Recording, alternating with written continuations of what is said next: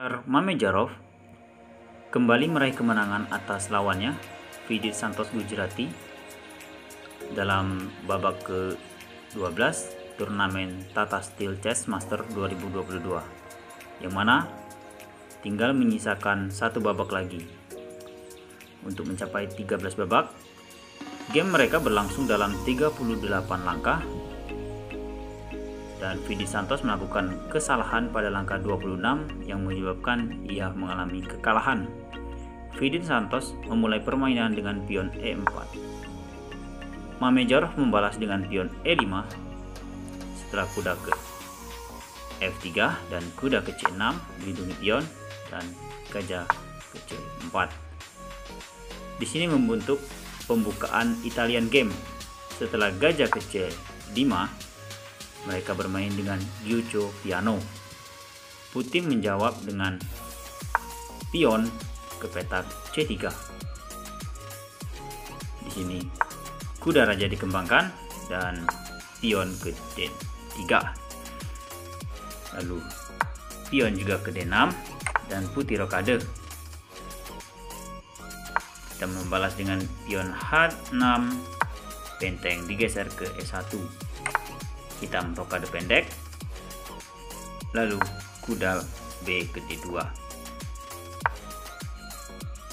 Mamedyarov menarik gajah dan pion ke H3.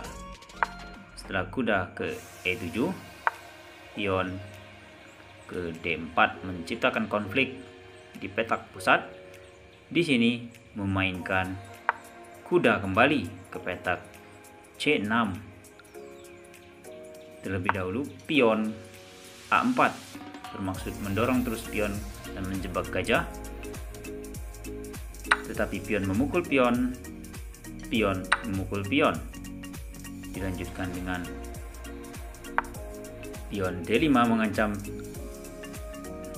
gajah, namun ini langkah yang salah dari Mamedyarov.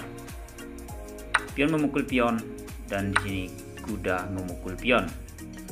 Setelah pion ke B3 bermaksud fianchetto gajah, Mamedyarov melanjutkan dengan gajah ke petak E6. Dilanjutkan kuda ke petak E4 dan benteng digeser. Gajah fianchetto, menteri mengancam gajah, tetapi kuda ke petak E5. Pion melindungi kuda. Dilanjutkan menteri ke petak F3. Pion mengancam kuda. Di sini kuda melarikan diri ke petak D3. Dapat dicoba juga dengan kuda ke petak G4, tetapi di sini memilih dengan petak D6, ya D3, tetap dilanjutkan dengan gajah mundur ke petak F7. Dilanjutkan benteng ke E2, bermaksud mungkin berdamping bentengnya, dan gajah mundur, benteng didampingkan. Lihat teman-teman, secara posisi saat ini cukup berimbang, tapi Vidit Santos dalam posisi menyerang. Dilanjutkan dengan pion ke B6, memberi jalan bagi kuda nantinya. Lalu gajah mundur. Di sini benteng ke E6. Lalu gajah mengancam kuda. Kuda memukul gajah. Tentu saja pion memukul kuda. Di sini kuda mundur ke petak E7.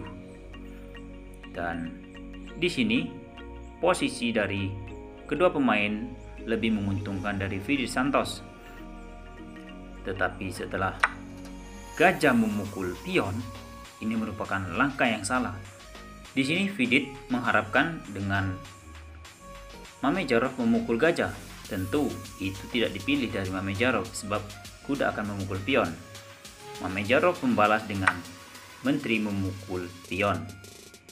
Tetapi ini langkah yang juga kurang direkomendasikan.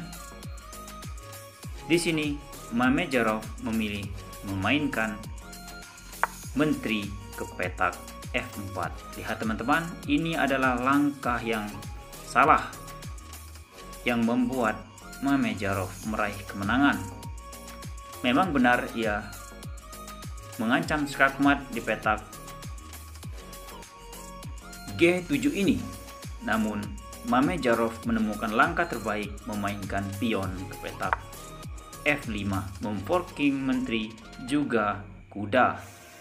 Terpaksa di sini gajah memukul pion mengancam menteri, menteri memukul gajah, dan menteri memukul menteri, lalu raja memukul menteri. Kuda ke petak G5 mengancam benteng. Benteng memukul benteng, tentu benteng memukul benteng. Lihat teman-teman, di sini Mamedyarov unggul 1 perwira dengan kompensasi 1 pion. Tetapi di sini posisi dari Fidit Santos sudah sangat buruk. Game dilanjutkan dengan kuda ke petak G6. Setelah kuda melakukan skak, gajah memukul kuda, benteng memukul gajah. Dilanjutkan dengan benteng ke D8 mengancam kuda, tetapi benteng memukul pion mengancam gajah. Gajah mundur ke B8 dan dilanjutkan dengan kuda ke petak E1. Di sini kuda mengancam benteng, benteng ke petak E6. Setelah raja ke F7, benteng ke H6 dan benteng ke petak D1 mempining kuda. Raja mendekati kuda dan di sini hitam melanjutkan dengan pion dipukul menggunakan kuda. Dilanjutkan benteng ke petak H4 mengancam kuda, tetapi di sini kuda melakukan skak.